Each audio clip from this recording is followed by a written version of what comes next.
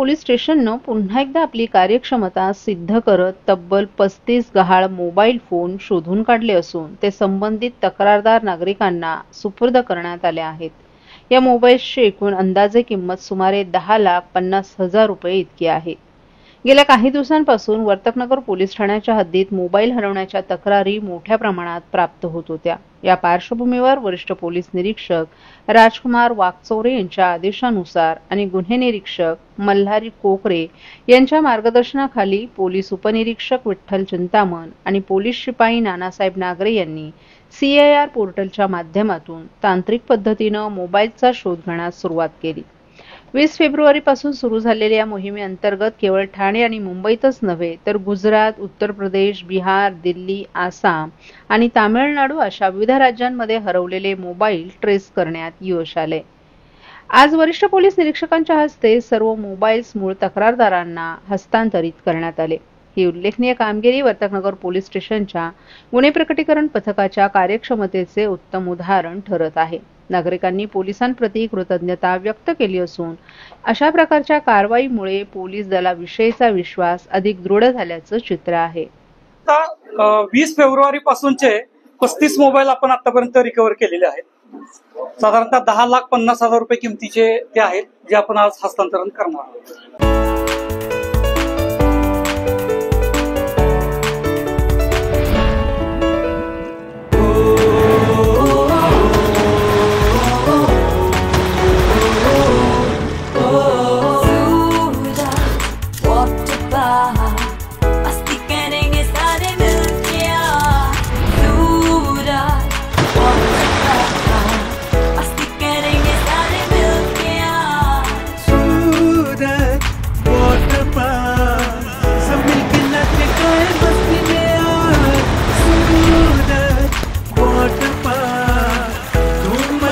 सब मिलके आज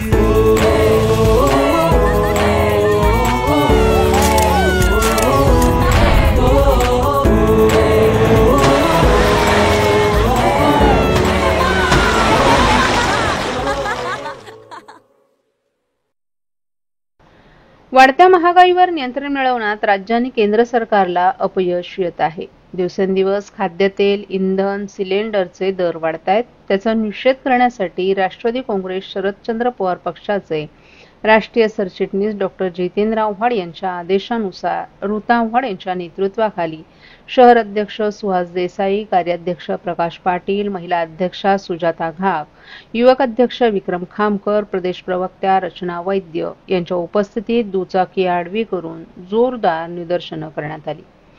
गेल्या काही दिवसांपासून सर्व जीवनावश्यक वस्तूंचे दर वाढू लागलेत। तेल, धान्य, कडधान्य, घरगुती गॅस, इंधन यांचे दर गगनाला भिडत आहेत।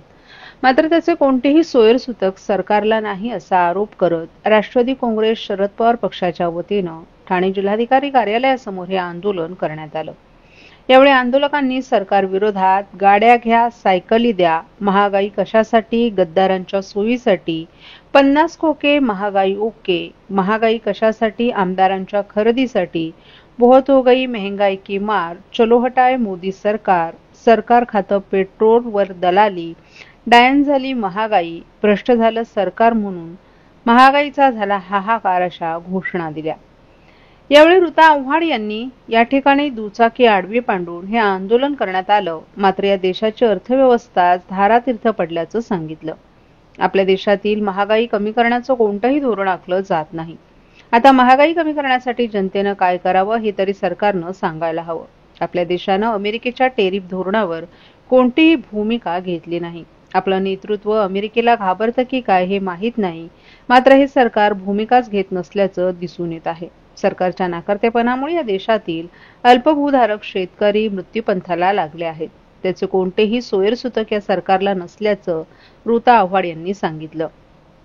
तर सुहास देसाई यांनी सध्या पेट्रोल आणि डिझेलवर कंपन्यांकडून प्रति लिटर 15 रुपयांची बक्कळ कमाई होत आहे, तर सामान्यांच्या खिशातून राजरोसपणे लूट केली जात असल्याचं सांगितलं। सध्या कच्च्या तेलाच्या किमती 4 वर्षांच्या नीचांकी पातळीवर आहेत। तरी सरकार पेट्रोल डिझेलच्या किमती वाढवून जनतेच्या पैशांची लूट करत आहे अशी टीका केली। तर प्रदेश प्रवक्त्या रचना वैद्य यांनी हे सरकार आम्हा महिलांना बावळट समजत आहे. महिलांना 1500 रुपये देऊन मतं विकत घेतली आहेत. हे सरकार नोट फॉर वोटचं असून या सरकारनं आजवर महागाईबद्दल कोणतंही धोरण आखलं नसल्यामुळे हे आंदोलन जनतेचं प्रतिनिधी म्हणून करत असल्याचं सांगितलं. तसंच आजचं हे आंदोलन प्रातिनिधिक स्वरूपात असून यापुढे आमचं आंदोलन अधिक तीव्र होणार असल्याचंही त्यांनी सांगितलं.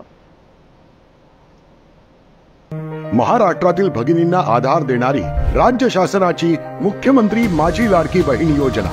या योजनेअंतर्गत अल्प उत्पन्न गटातील 21 ते 65 वयोगटाच्या भगिनींना मिळणार दरमहा 1500 रुपयाची मदत. अर्ज करण्यासाठी 31 ऑगस्ट 2024 पर्यंत मुदतवाढ. कुटुंबाचं वार्षिक उत्पन्न 2.5 लाख रुपयांपेक्षा कमी असलेल्या महिला पात्र. कुटुंबाकडे पिवळं किंवा केशरी रेशन कार्ड असल्यास उत्पन्नाचा दाखला आवश्यक नाही. पांढरं रेशन कार्ड असेल किंवा रेशन कार्ड नसेल तर कुटुंबाचं वार्षिक उत्पन्न 2.5 लाखांपेक्षा कमी असल्याचा दाखला आवश्यक. योजनेसाठीचा ऑनलाईन अर्ज नारी शक्ती दूत ऍप वरून किंवा पोर्टलवर भरता येईल. ज्या भगिनींना ऑनलाईन अर्ज भरता येत नसेल त्यांच्यासाठी अंगणवाडी, ग्रामपंचायत, वॉर्ड ऑफिस, सेतू सुविधा केंद्रामध्ये किंवा आशाताई बचत गटाच्या CRP यांची मदत उपलब्ध. आता आपल्याला अभिमानानं म्हणता येईल, सुखी आणि सुरक्षित आहे माझी लाडकी बहीण. वर्तकनगर पोलीस स्टेशनच्या तपास पथक टीमने ठाणे, नवी मुंबई आणि मुंबई परिसरात सराईत सोनसाखळी चोरी करणाऱ्या इराणी गुन्हेगारा शिताफीनं पकडून त्याच्या मुसक्या आवळल्या. फिर्यादी वंदना प्रकाश माने, वय वर्ष 56, राहणार यशोधन नगर, देवेंद्र इंडस्ट्रियल जवळ, या 12 मार्च रोजी आपल्या पतीसोबत सकाळी 6 वाजण्याच्या सुमारास यशोधन नगर येथील भारत सहकारी बँकेजवळ तमन्ना बिल्डिंगच्या पासून आई माताजी चौकच्या दिशेनं मॉर्निंग वॉकला जात असताना अनोळखी चोरट्यांनी आपसात संगनमत करून फिर्यादी यांच्या गळ्यातील सोन्याची चेन जबरीनं चोरी करत असताना त्यास फिर्यादी यांनी आरोपीचा हात धरून विरोध केला. यावेळी आरोपी यांनी फिर्यादी यांना ढकलून त्यांना खाली पाडलं आणि जबरीनं त्यांची चेन खेचून मोटरसायकलवर वर्तकनगर नाक्याच्या दिशेनं आरोपी आणि त्याचा साथीदार पळून गेले. 12 मार्च रोजी वर्तकनगर पोलीस स्टेशनमध्ये या प्रकरणी गुन्हा नोंदवण्यात आला. या गुन्ह्याचं गांभीर्य ओळखून वरिष्ठांनी हा गुन्हा उघडकीस आणण्याबाबत सक्त आदेश दिल्यानं गुन्ह्याच्या तपासाबाबत वरिष्ठ पोलीस निरीक्षक राजकुमार वाघचोरे यांनी वर्तकनगर गुन्हे प्रकटीकरण पथकाचे पोलीस उपनिरीक्षक विठ्ठल जे चिंतामण आणि प्रकटीकरण पथक यांना गुन्हा उघडकीस आणण्याबाबत मार्गदर्शन करून सक्त सूचना दिल्या होत्या. त्या अनुषंगाने या गुन्ह्याच्या तपासात तात्काळ यातील फिर्यादी यांच्याकडे कौशल्यानं विचारपूस करून याच्यातील आरोपी वर्णनाबाबत माहिती प्राप्त करून ताबडतोब घटनास्थळाचे परिसरात तांत्रिक माहितीनं बारकाईनं तपास करून आरोपी चितळसर, कापूरबावडी, खारेगाव टोल नाका, मुंब्रा डायघर, मानपाडा मार्गे अंबरनाथ शहराकडे गेला असल्याची खात्रीलायक माहिती प्राप्त करून योग्य प्रकारे सापळा रचून त्यास पळून जाण्याची संधी न देता मोठ्या शिताफीनं यातील आरोपीला ताब्यात घेऊन त्याच्याकडील गुन्ह्याच्या अनुषंगानं चौकशी केली असता त्यानं हा गुन्हा केला असल्याची कबुली दिली. जफर युसुफ जाफरी उर्फ चव्हाण, वय वर्ष 26, राहणार इंदिरानगर मस्जिद जवळ कल्याण, तसंच संदीप गौरीशचंद्र प्रसाद, वय वर्ष 20, राहणार कल्याण अशा आरोपींची नावं असून या गुन्ह्यात अटक करून तपासादरम्यान त्यांच्याकडून या गुन्ह्यातील तसंच इतर गुन्ह्यातील जबरी चोरी केलेला एकूण 3,90,240 रुपये किमतीचे 6 तोळे 4 ग्रॅम 74 मिलीग्रॅम वजनाचे सोन्याचे दागिने आणि मंगळसूत्र हस्तगत केले. तसंच 1,20,000 किमतीची 2 मोटरसायकली आणि 15,000 रुपये किमतीचे 2 मोबाईल फोन जप्त करून असे एकूण 5,25,240 रुपये किमतीचा मुद्देमाल चोरी केल्याची कबुली दिल्यानं तपासादरम्यान हा गुन्हा उघडकीस आणून उल्लेखनीय कामगिरी करण्यात आली आहे. आपल्याकडे वर्तकनगर पोलीस स्टेशनला फिर्यादी वंदना प्रकाश माने यांनी आपल्याला एक दिनांक 12/3/25 एक फिर्याद दिली होती.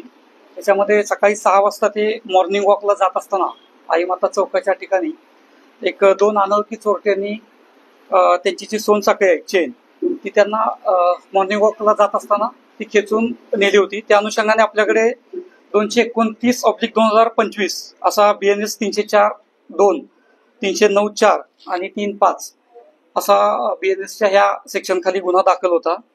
गुन्हा दाखल झाल्यापासून वरिष्ठांच्या मार्गदर्शनाखाली वरिष्ठ पोलीस निरीक्षक वर्तकनगर तसेच त्यांची तपास पथकाची टीम जी आहे PSI चिंतामण आणि त्यांची संपूर्ण टीम त्या अनुषंगाने तपास करीत होती। तर तपासामध्ये काही तांत्रिक पुरावे आणि गोपनीय माहितीच्या आधारे सदर गुन्हा त्यांनी उघडकीस आणला आणि यातील जो आरोपी आहेत जाफर जाफरी आणि संदीप प्रसाद दोघंही राहणारे आंबिवलीचे आहेत। दोन्ही आरोपींना त्यांनी 2 तारखेला अटक केली 2 एप्रिलला आणि त्यांच्याकडून साधारणतः 5,25,240 रुपयेचा मुद्देमाल आपण जप्त केलेला आहे। त्यामध्ये 3,90,000चं सोनं आहे, त्याचबरोबर 2 मोटरसायकल याच्यामध्ये जप्त केलेले आहेत। राज्यात 51,000 कोटींची विकास कामं झाली आहेत, परंतु ठेकेदारांची बिलाची रक्कम देण्याकरिता राज्य शासनानं केवळ 4,000 कोटींचा निधी दिलाय। यातून ठाणेकरांना कामाच्या केवळ 5% रक्कमच मिळणार आहे। परिणामी ठेकेदारांनी जगायचं कसं असा प्रश्न आता निर्माण झालाय। याचा परिणाम राज्यातील विकास कामं थांबतील अशी माहिती महाराष्ट्र राज्य कंत्राटदार महासंघ आणि राज्य अभियंता संघटनेचे अध्यक्ष मिलिंद भोसले यांनी शुक्रवारी ठाण्यात घेतलेल्या पत्रकार परिषदेत दिली आहे। राज्यभरातील महाराष्ट्र राज्य कंत्राटदार महासंघ आणि राज्य अभियंता संघटनेचे अधिवेशन शुक्रवारी ठाण्यात पार पडलं। यावेळी मिलिंद भोसले, संजय मेड, नगराळे, बापूलाड, राजेश देशमुख, अनिल पाटील, सुबोध सरोदे, देशमुख पालेरच्या, सुरेश पाटील, प्रकाश पांडव, अनिल नलावळे, आयोजक मंगेश आवळे यांच्यासह 29 जिल्ह्यातील संघटनांचे प्रतिनिधी या अधिवेशनात उपस्थित होते। मागील वर्षी निवडणुका समोर ठेवून 5 वर्षातील विकास कामांच्या निविदा राज्य सरकारनं एकाच वर्षात काढल्या असा आरोपही मिलिंद भोसले यांनी यावेळी केला। राज्य शासन स्वतःच्या फायद्यासाठी विविध योजना राबवत आहेत, यामध्ये लाडकी बहिणीसारख्या योजनांचाही समावेश आहे। या योजनांच्या माध्यमातून करोडो रुपये खर्च होत आहेत। परिणामी ठेकेदारांच्या बिलाची रक्कम अदा करण्याकरिता राज्य सरकारकडे पैसेच नसल्याचं भोसले यांनी सांगितलं। विशेष म्हणजे घरात बसून योजनेच्या माध्यमातून पैसे मिळत असल्यानं कामासाठी मजूरही मिळत नाही असा आरोपही भोसले यांनी यावेळी केला। त्यातून काही ठिकाणी जाणीवपूर्वक निविदांमध्ये जाचक अटी टाकून ठराविक मोठ्या ठेकेदारांनाच कामं मिळण्यासाठी सरकारचे प्रयत्न सुरू असल्याचा आरोपही भोसले यांनी यावेळी केला।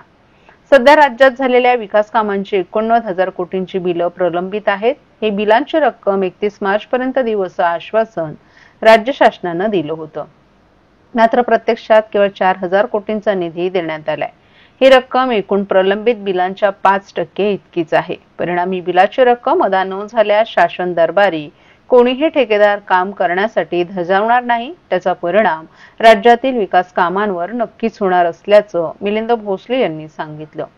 राज्य शासनाची आर्थिक परिस्थिती अत्यंत बिकट आहे, यावर मुख्यमंत्री यांच्यासह एकही मंत्री बोलायला तयार नाही। ठेकेदारांची बिलांची रक्कम देण्याकरिता राज्य शासनानं केंद्र शासनाकडून कर्ज घेणं गरजेचं आहे, परंतु केंद्र सरकार राज्य सरकारला खेळवत असल्याचा आरोपही भोसले यांनी केला। आम्ही आंदोलन करत आहोत। आमच्या गुरुवारी झालेल्या बैठकीत वकिलातर्फे शासनाला कायदेशीर नोटीस बजावण्याची आमची भूमिका असल्याची माहितीही भोसले यांनी यावेळी दिली। अटल बिहारी वाजपेयी यांचे खूप चांगलं वाक्य होतं। त्यांनी सांगितलं होतं की आम्ही ह्या भारताला कधीही काही मोफत देणार नाही, तर आम्ही अशी जमात निर्माण करून जी स्वतः टॅक्स भरू शकेल। तर आम्हाला एक समजत नाही, आम्ही टॅक्स भरणारी जमात आहोत, आम्ही ती पिढी निर्माण करणारी जमात आहोत। तर अशा परिस्थितीमध्ये आम्हाला तुम्ही उपेक्षित का ठेवताय? आमचा रोजगार वाढवण्यासाठी आम्हाला काम न देता आज वेगळ्या पद्धतीने तुम्ही हे जे काय अवलंबलेलं आहे ते अत्यंत चुकीचं आहे। त्याच्यामुळे आम्हाला मजूर उपलब्ध होत नाहीयेत, मजुरांची हेळसांड होत आहे। वरतून शासन आम्हाला सांगतं तुम्ही एवढ्या वेळेमध्ये काम पूर्ण करून द्या, ते नाही काम पूर्ण करून दिलं तर आमच्यावरती परत पेनल्टी लावण्यात येते। म्हणजे आई बोलते की तू पोट भरू नको, बाप बोलतो भीक मागू नको। अशा दुहेरी परिस्थितीमध्ये ह्या शासनाने कंत्राटदारांना आणून ठेवलेलं आहे।